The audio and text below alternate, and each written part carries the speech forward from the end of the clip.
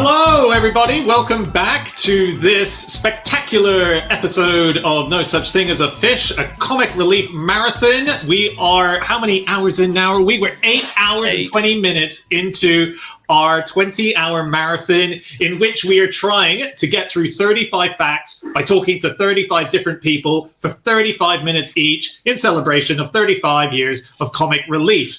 And we have raised so far £69,000. So thank you so much, everyone who has contributed to it. If you could give more, we really want to pump it up. The charity sectors are really suffering as a result of the pandemic. They're finding it a much harder landscape to try and raise money. And so we're trying to do our best. We told them that our fish fans would come to the table and bring the money. And so far, you've done amazing, but we want more. So please do help us. And, you know, if you got any ideas for what Mark Watson was just saying a bit ago about what we should auction, put it in the YouTube clips and we will, we'll pick some out and most likely ignore them. If it involves anything other than just maybe doing a funny sort of face, I will pass on to the other guys. So let's get on with it. We are now going to move on to our, I think, God, what are we, 15 facts in now? It is our 15th fact of the show. And please welcome all the way over in New York, it is the brilliant comedian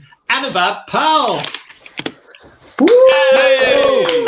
Hi, Anuvab. Welcome. Hello. Hey, buddy. Hi. Thanks for coming on.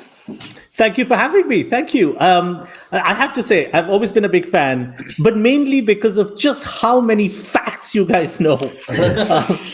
I love, just lying about history and just making up nonsense about history in my stand-up and my writing. So I'm always terrified and fascinated when I come across you guys, I listen to you guys, because you actually know the real thing that I spend a lot of time messing up. You don't want us heckling in your shows. That would completely ruin them. Anuvab, we don't know anything. We just Google it. That's all. We just learnt it this week. We'll forget it all by next week. Yeah, exactly. Well, let's do this. Let's get into fact number 15. And what have you got for us, Anuvab? Yeah, so I have to tell you this. I was born in the city of Calcutta, which got renamed Kolkata. And I think my city was named because an Englishman in 16... it's like we got one of your shows. Yeah, good on the history so far. Yeah. I tried to Google it. They're not even sure. They want to say 1685, but even Google's not sure. Basically, an Englishman misunderstood a conversation, and that's how Calcutta got its name. I can elaborate a little bit if you'd like. Yeah, what was the conversation? Yeah, I wonder how many mistakes have been made globally because an Englishman misunderstood a conversation. It feels like there's probably a rich thread of history. But how did this guy do it? I've been in quarantine in New York, and I got a little obsessed with this. Not to the extent to be brilliant like you guys and your fans, but I just started Googling all Indian cities. And then I have to say, I think 6 of our cities were basically just a confused Englishman going, I'm just going to call this Jeff. Wow. Oh, my dear. With some rooted history in it, and not just Englishmen, Portuguese people visiting. I think Goa got its name like that. But in my hometown, there was an East India trader called Job Charnock, who I think, I looked him up, was generally regarded as a very morose, miserable man, but quite an honest individual on behalf of the East India Company. And local farmers were quite used to, I think, East India Company traders coming up to shore and having conversations. And I think Job Charnock asked a farmer, what is this place? Because he was touching a village. And the farmer, I think, thought, this is one of those traders. He's going to want to buy my harvest. And so he said, Calcutta, which basically translates to, I cut the harvest yesterday. It's very fresh. You want it? And Job Charnock said, wow, this is just Calcutta. I'm just going to call it Calcutta. And for 250 years, it became the capital of the British Empire. It went on to now be a major metropolis at the capital of Bengal with that name.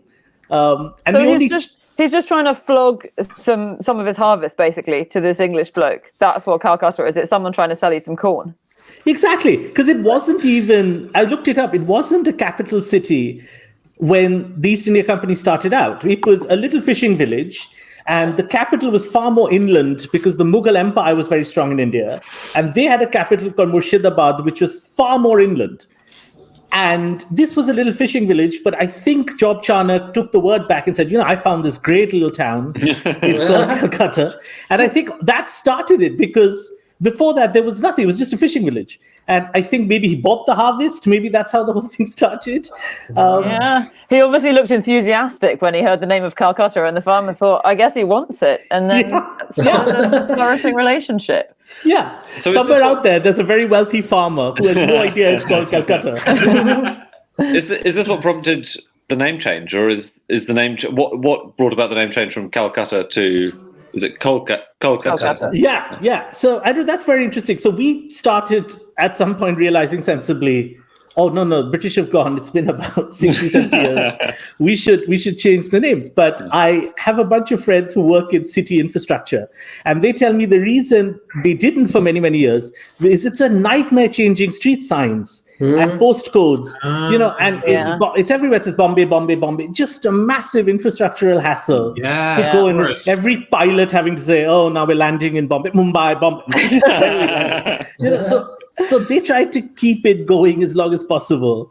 And of course, at some point, there was public outcry saying, oh, we need a more local name, etc., etc. All these cities sensibly have now changed to more local things. But if you really look into it, and you guys would know this better than me, I'm not very qualified, but they've changed it to like a very slight difference to the English original spelling. Yeah. And they gave it some sort of concocted historical, spiritual, religious explanation.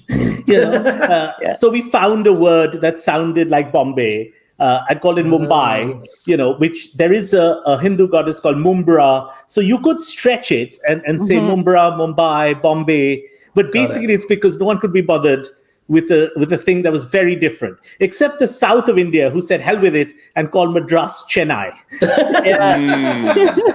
Which confused many people eating Indian food from then on. Anyone having a dosa or whatever would be very confused. Anuvab, what was the name of the illiterate Englishman who couldn't get the name right? What's he called? Job Charnock, I think. Job Charnock, yes. Yeah. So I was just checking. So in 2003, the Kolkata High Court ruled that he did not officially found Kolkata. And they said, well, we've found evidence that there was people living there before, and so we're not saying that he definitely founded the city. But what that means is that Kolkata now has no birthday. So we used to have a date when the city was founded, but now we don't have a date anymore. So you can't say it's X years old. Exactly. That's tragic, because it means so much to cities to celebrate their birthday. And, we all make a big cake each year, don't we? I'm sure you guys did in Kolkata. And I feel really bad for Job Charnock, because I looked him up. It seemed like this was like his only thing. You had one job, Charnock.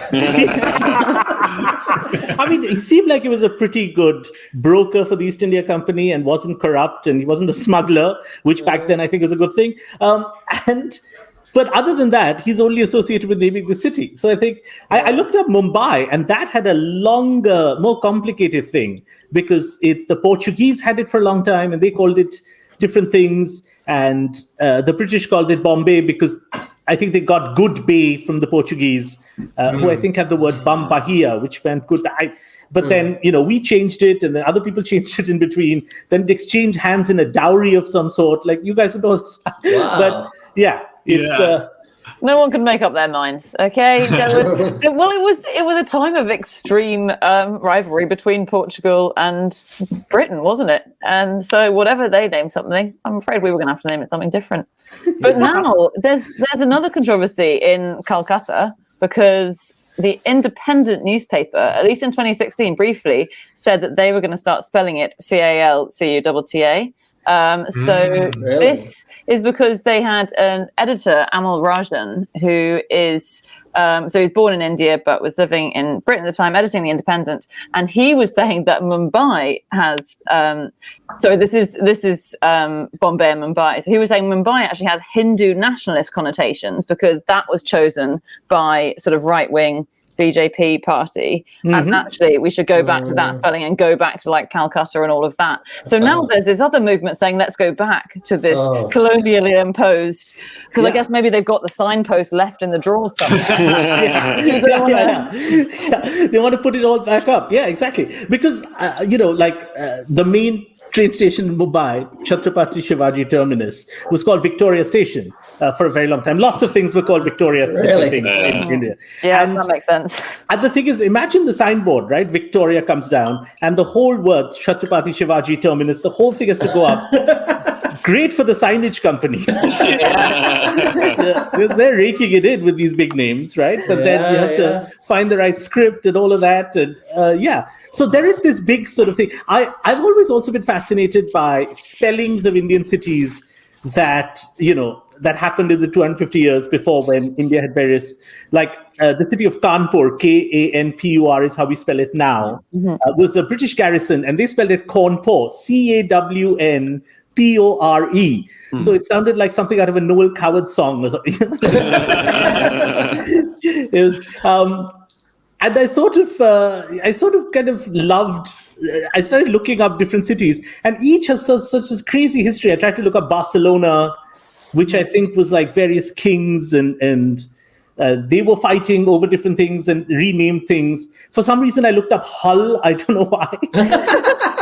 Hull? Well, it's the two most beautiful cities in Europe, I think. For most celebrations. Gaudi was gonna put a massive cathedral in the middle of Hull, wasn't he? And then he just decided last minute. He just changed his mind. Yeah. He wasn't happy with the vegetarian restaurant, so he changed his mind. So I don't know why. Oh, yeah. I remember when I get to come to England to do shows, and one of the things I love sort of looking up is just whatever town I'm in, just a little bit of the history, because there's so much of it in your country. Just like everything goes back to someone who beheaded someone, or it just goes to some origin name. And the last time I was there, I went to Hull, and I just loved how short the word was. And then someone told me it comes from Kingston, which is a river, and then there's a hill nearby. Kingston upon Hull. Kingston upon Hull, not to be confused with Kingston upon Thames, which is the Kingston, town of the king. Yeah, but Hull is just a dead short, And then it also seems like they couldn't quite be bothered to say hill anymore. So there's a Hull. It's just going to be HL in the end.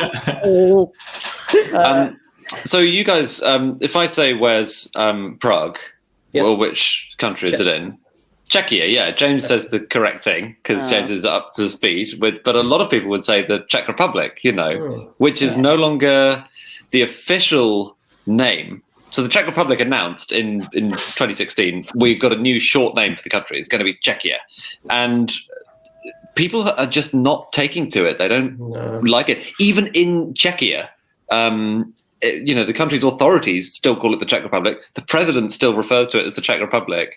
And if you ask people in the streets, as the Guardian newspaper did, they sent a correspondent to ask people, said, what country is this? And obviously they looked at them like they were crazy, but then they said, well, we're in the Czech Republic.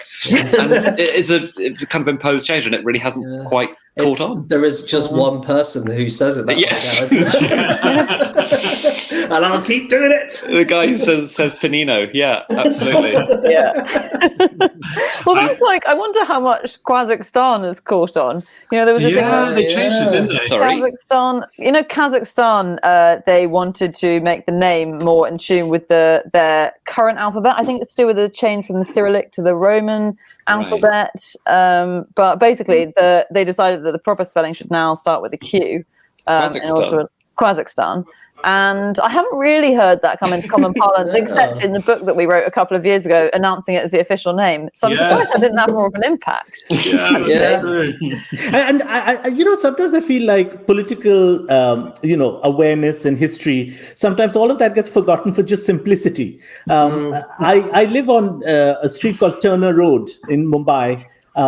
And simple to say, Turner Road. Nobody remembers who Turner was. I think he'd done some work with drainage in Mumbai. I'm not sure. And then it got changed to Ghansham Das Talakrao Marg, who I think was a very important local wicketkeeper. I think he was some sort of a well-known like regional wicketkeeper. But even if you speak to like, the rights groups and activists and stuff, and they're like, where do you live? I live on Turner Road. It's just simpler to say. And even though they're on Twitter fighting for changing everything and road names and stuff, they're like, oh, where do you live? I live on Turner Road. It's just simpler to say sometimes. I thought we announced a policy of not discussing cricket in this section of the podcast, given current circumstances, but the message doesn't seem to have got through. And some of it has to do with the fact that I'm in America, and this is I haven't come to this country very often. I've come once or twice, and I don't understand. I mean, they're speaking in English, but I don't understand the words that are coming out from sporting events. So I'm really missing cricket. I don't even care if we're winning or losing. I'm just missing. Well, you're winning, mate. So well done. Yeah. Just go to the baseball, Anuvab. It's pretty much the same. It's just, it's just cricket with hot dogs. Just simplified. Yeah. I'm just shocked by how little they play before they stop. Like I tried to watch a game and it's 11 or 12 seconds. I'm used to watching a match for 6 or 7 days. Anuvab still sat there 5 days later going, well, they'll come back eventually. This game was 4 minutes. And out of those 4 minutes, the coach spoke for 3.5 and there were medicine ads for a minute. I mean, I don't understand the sport. I mean, I've watched cricket games where people have died. Their grandchildren have been batting. So I'm missing it. I apologize, Anna. I won't bring it up. Halfway through the innings, one of the players has a street named after him. I managed to find, while I was looking for stuff about Calcutta, and I stumbled upon a great book. I wonder if you've heard of this, Anuvab. It's there's a Harry Potter book which is based in Calcutta called Harry Potter in Calcutta. Do you know about this? And you never will. Whenever Dan announces a fake fact, then we cut him off. It's very strict. I don't know if this was some Bengali sorcerer that got you, Dan. I'm not sure. I actually think it was J.K. Rowling's attorneys quickly shut it off, because this was an illegal book that was released in India, but it was put in shops, and it was written by this guy who was bored with how long it was taking for the books to come out, the times that she was taking, that he thought, I'll just write an interstitial book. So it's called Harry Potter in Calcutta, the old spelling. And the idea is that immediately after the Philosopher's Stone, Harry gets on his Nimbus 2000 broom and zooms to Calcutta at the invitation of a young boy called Junto. And they get into all kinds of scrapes and meet all kinds of people, and it's a whole story. And this was published and put in shops, and then it was taken down because the estate found out about it. But the interview wasn't this guy even being like, oh yeah, you got me. He was just like, oh, I'm really gutted. I had like 7 other books that I was going to write in my Harry Potter series. I had a whole line. And but so somewhere out there in the sort of marketplaces, there'll be old copies of Harry Potter in Kolkata, and I really want one. So it almost rhymes, doesn't it? It almost rhymes, and it's kind of satisfying, but not that it doesn't quite. This is my favorite podcast. I get all my Diwali present ideas from here. I now know what. So we've done a variety of this. This is brilliant, Dad. So, I mean, the part of India, Calcutta has sort of this old tradition of 2 things, which haven't really caught on in the rest of India. One is detective stories, very big, and it's a big Calcutta thing. It's, it hasn't caught on in the rest of India. Ghost stories and like Harry Potter-y sort of, I don't know how you define the genre, fantasy. Yeah. Thank you, James, that kind of thing. Sorry. And we have a detective. No, I actually don't read very much fantasy. I know it's probably a sacrilege to say that. But we've just lost half of our viewers. If there's any history in it, I think, if there's, but we have a variation of Sherlock Holmes called Feluda. He's a Bengali detective. The author changed some of the idiosyncrasies. So he's got an address similar to 221 Baker Street, fictitious. He smokes. He does yoga. He smokes a pipe. He's got a sidekick called Topshe, which is a Bengali fish. Okay. What, his sidekick's an actual fish, or no? He's named after a fish, okay. like it's like naming a sidekick haddock or whatever. So, but a number of those things are stolen. and he thrived as a detective. And I'd speak to we grew up reading this, and we'd speak to friends. We'd also read Sherlock Holmes, and we'd speak to friends, be like, "Don't you see that he may have?" And we'd be like, "Nah, it's completely original." You just got to change Chinese. I think in China they changed it to they made Harry Potter female and called her Tanya Grotter, and then you're fine. Although I don't know, that doesn't sound like a Chinese name anyway, does it? I love the idea of Holmes taking Watson down to the fish pond and releasing him in there to find a clue. There is a Bengali detective story coming up, Andy. That's going to be the sidekick is an actual fish. I think they even tried a Bollywood film with Harry Potter, changing the name of Harry Potter. Oh, really? I think so. I think it was a thing for a while. And I remember the producer vehemently claiming it has nothing to do with Harry Potter. Wow. And I think the name was very similar. I think... God, I worry that J.K. Rowling's here just taking notes, watching this. Yeah. Oh, well, sued. In Russia, he's just called Gary Potter. Is he? Yeah. Is he really? Wow. Yeah, it's mostly because they can't really pronounce the H the same way that we do. They don't really have the same letter, but yeah, because they called Hitler Gitler as well and stuff like that. Gitler. If he'd been called Gitler, he would have not done nearly as well. Gitler. Did you know we used to be able to get a bus to Kolkata from London? Yeah, I read about that. It's amazing, right? Yeah, wow. So how many days was that? Was that like a... Yeah, it would take you 50 days. If you miss one, you're going to be waiting a while for the next one. It does. It eats into your holiday allowance, doesn't it? When you've only got 20. The cost of the trip was £85, and it went through Belgium, Yugoslavia in those days, West Pakistan in those days, and then all the way into India.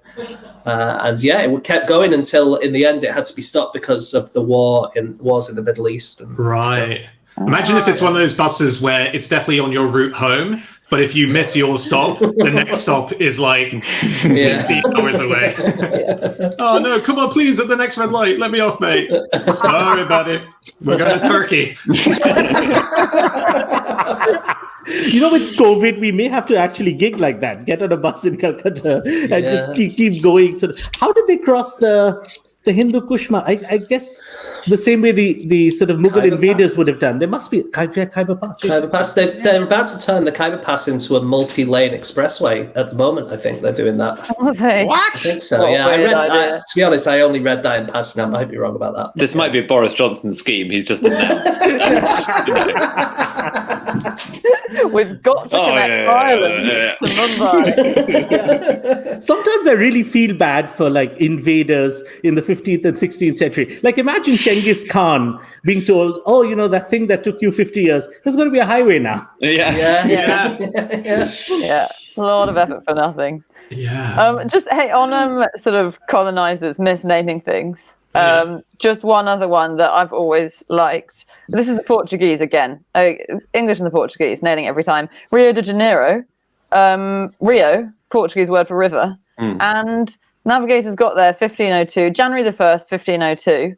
Lovely New Year's Day present. And they mistook the entrance of the bay for the mouth of a river and named it before they'd even checked. So, and Rio, ever since for 500 years, has been called, river mouth, January River. There's no river there. No, it's just the mouth of a bay. So they, idiots. But you haven't even landed by the time you've gone. Let's just call it January River, shall we? And it sticks. Yeah, morons. Very funny. You guys can help me. I went with my parents to Darjeeling. Oh yeah, for the first time.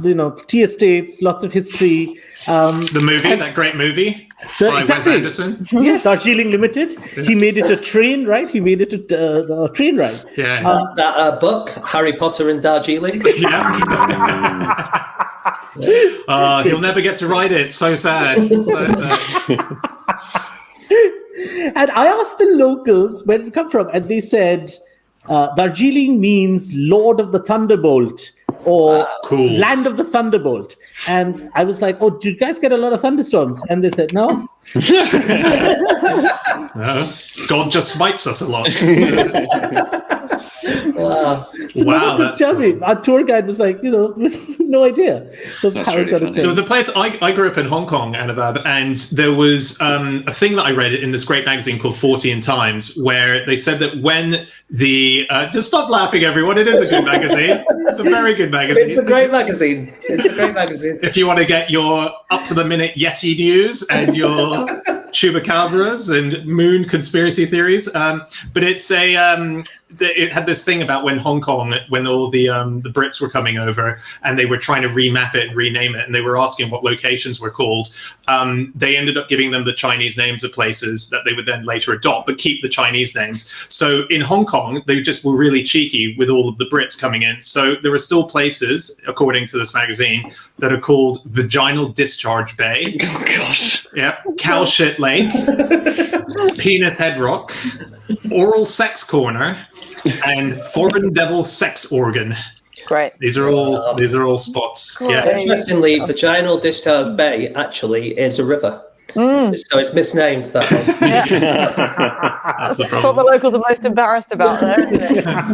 It must be very hard for real estate brokers in Hong Kong to keep going on tours and saying, Oh, hey, apparently we cut out for a second, and Ethan and Alex quickly ran in to say that we cut out at Oral Sex Corner. So if I could repeat, Oral Sex Corner and Foreign Devil Sex Organ, the other two places named by. You wouldn't want to miss that. Thanks, guys. Sorry for cutting you off. A few more places that get changed, especially this happens in Australia a little bit because they have some quite weird names. So, for instance, there's a road called Titswobble Road, which they're trying to change at the moment because they think it's inappropriate somehow. Is it just very badly tarmacked or something? Exactly right. It's Really? very badly tarmacked. Wow. It's a really bumpy ride, and so they call it Titswobble Road. But they're going to try and maybe change that in a few years, the next year or so. And there's another one called Curly Dick Road.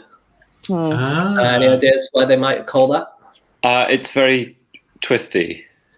That's one theory, but not the most likely. Okay. Basically, I'll tell you what it was because it's pretty hard to guess. There was a guy called Dick who lived there, and he was bald. And so, as a funny joke, they called him Curly Dick. Okay. And that's why he lived there. But they think it's offensive, and they're going to change the name. Offensive to Bald Dick, who long forgotten. I don't know if he's going to complain. his estate might. Speaking of sort of unimaginative names, in Calcutta there is a street called Circular Road, and parallel to it runs a road called Not Circular Road. I don't know why we've never, you'll ask people, where are you going down? They'll just abbreviate it and say NC Road, meaning not circular road. But at some point I was like, what is NC Road? They found out it's not circular road. Circular road, how unimaginative do you have to be? So good. Hey, listen, I can't believe it, and I'm saying this a lot, but we've shot through the time. It feels like we've been talking 5 minutes, but we've done our 35 minutes with you. So, Anuvab, we're going to have to say goodbye to you, but thank you so much for doing this. It's so great to talk to you. It's my pleasure, and I'm hoping some of the 1.3 billion people that I live amongst are waking up and seeing this and will tune in for a good cause. Yeah, thank you. Thank you for your time. Thank you so much. And we will be back, everyone, in a couple of minutes with our next guest, who is one half of the almighty Freakonomics phenomenon. It is Stephen J. Dubner. We'll see you then.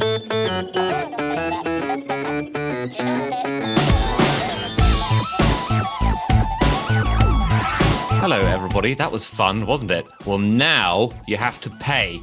Please go to comicrelief.com/fish and give us all of your money so that it can be spent on fabulous causes around the world. There are many more videos where these came from, so bring all of your money and give it to us. Link is below. Click on the link.